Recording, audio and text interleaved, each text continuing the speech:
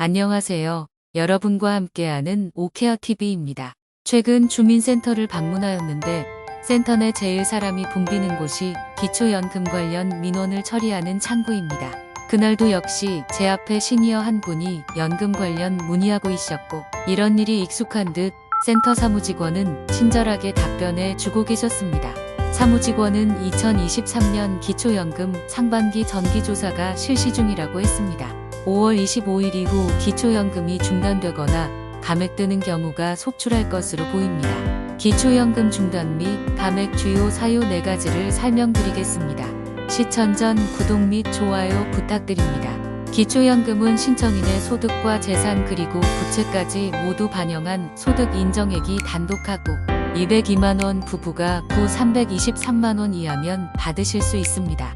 하지만 기초연금 수급 대상이 되셨더라도 매년 상반기 1회, 하반기 1회 년 2회의 정기 확인 조사를 통과하셔야 기초연금 수급 자격을 그대로 유지하실 수 있습니다. 참조로 정기 확인 조사의 시기는 상반기 4월에서 6월까지, 하반기는 10월에서 12월까지입니다. 현재는 상반기 확인 조사가 진행 중입니다. 조사 결과에 따라 5월 25일부터 갑자기 기초연금이 중단되거나 감액되는 경우가 발생할 수 있다는 것입니다. 지금부터 기초연금이 갑자기 중단되거나 감액되는 이후 4가지를 이유를 말씀드리겠습니다. 첫 번째, 소득의 증가입니다. 기초연금 수급자의 소득 또한 1년에 2번 정기조사를 통해 기초연금에 반영되는데 기초연금의 소득은 근로소득과 기타소득, 즉 사업소득, 연금소득, 이자소득 등으로 나눌 수 있습니다. 여기서 근로소득의 경우 기본공제 108만원에 추가공제 30%가 적용되므로 근로소득이 세전소득을 기준으로 108만원을 초과한다면 많지는 않지만 소득 인정액의 상승에 영향을 줄 수밖에 없습니다. 따라서 기초연금을 소득 인정액에 영향을 주지 않을 정도의 근로소득을 유지하는 것도 기초연금의 감액 및 중단을 막을 수 있는 방법입니다. 참고로 실업급여 및 공공근로 장려금은 기초연금 산정 시 소득에 포함되지 않습니다. 기초연금이 감액 및 중단 사유 두 번째, 부동산 공시가격 상승에 따른 재산의 증가입니다.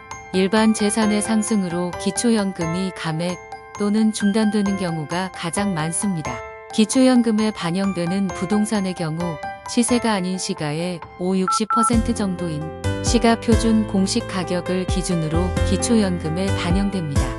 또한 기초연금에 반영되는 공시가격은 전년도 3월에서 4월경에 발표된 공시가격이 당일 연도 4월부터 기초연금에 반영되고 올해 4월 발표된 공시가격은 내년 4월부터 기초연금에 반영됩니다. 여기서 최근 공시가격의 변동 추이를 살펴보면 2022년에도 17% 정도 가격 상승했습니다. 따라서 작년 많은 세대에서 일반 재산이 증가되었을 것으로 판단됩니다.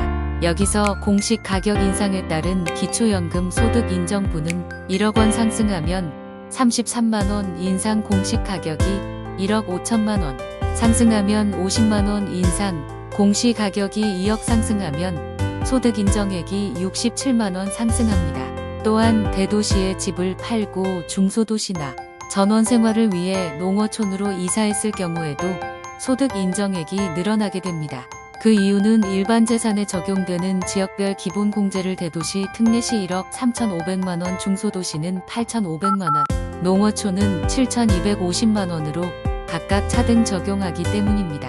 예를 들어 대도시에 살던 사람이 전원주택으로 이사하면 다른 재산의 변동이 없더라도 지역별 기본공제가 6,250만원 차이가 나게 되므로 기초연금이 갑자기 중단되거나 감액될 수 있습니다. 세 번째는 이자소득의 증가입니다. 최근 금리 인상으로 예금이자 소득이 증가한다는 것은 좋은 일이라고 할 수 있지만 이로 인해 소득 인정액이 높아지고 건강보험 피부양자 자격을 상실하게 될 수 있습니다. 현재 이자소득은 월 4만원의 기본공제를 받을 수 있고 이자소득이 발생한 다음해 월부터 6월 사이에 기초연금에 반영하고 있습니다. 예를 들어 2022년 120만원의 이자소득이 발생했다면 월 이자 소득 10만원에서 기본 공제 4만원을 차감한 6만원이 2023년 4월부터 6월 사이 기초연금이 소득평가액에 반영됩니다. 따라서 정기예금 가입 전에 이자 소득이 기초연금과 건강보험, 피부양자 자격에 어떤 영향을 미치는지 신중히 검토해 보셔야 합니다. 기초연금이 감액되거나 중단되는 마지막 네 번째 사유는 금융재산 증가입니다. 어르신들의 금융재산 증가는 소유 부동산을 처분해 발생하는 경우가 가장 많습니다. 예를 들어 대도시의 시가 6억 원, 공시지가 4억 원. 아파트의 소득 인정액을 구해보면 공시지가 4억 원에서 지역별 기본공제 대도시 기준 1억 3,500만 원을 공제하면 1억 6,500만 원이고, 여기에 소득 환산율 4%를 곱하고 이것을 다시 12개월로 나눠주면 83만 3천 원입니다. 그런데 만약 도심에 6억 원 집을 팔고 중소득 전세 보증금 3억 원에서 5% 기본 공제하면 2억 8,500만 원이고, 여기에 지역별 기본 공제 중소도시 기준 8,500만 원을 공제하면 2억 원입니다. 금융재산은 2억 8천만 원이므로 일반 재산과 금융재산의 합은 4억 8천만 원.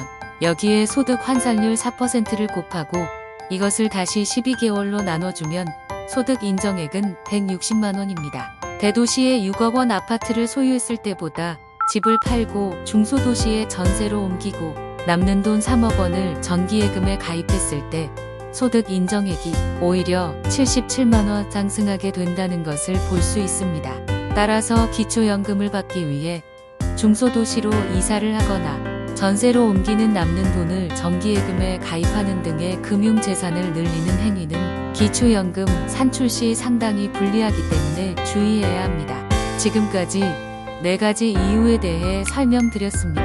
이 밖에 어르신들이 자녀와 임대차 계약을 체결, 자녀 비과세 저축을 위해 통장 명의를 대여하는 행위, 자녀 절세를 위해 사업자 명의를 대여, 자녀 보험료 절감을 위해 자동차 명의를 공동으로 등록, 자녀에게 명의를 빌려주거나 임대차 계약을 했을 경우 위 사항 모두 부모의 재산으로 인정되거나 전세보증금을 부채로 인정받지 못하는 등이 불이익을 당할 수 있습니다. 지금까지 5월 25일 이후 기초연금을 받지 못하는 주요 사유 4가지를 설명드렸습니다. 더 궁금하신 사항이 있다면 주민센터를 직접 방문해 보세요. 수령 기준 및 내 현황을 가장 잘 파악하는 것은 관할 기초연금 담당 직원입니다. 꼼꼼하게 점검하여 탈락하거나 기초연금이 감액되지 않도록 미리 대비하시기 바랍니다.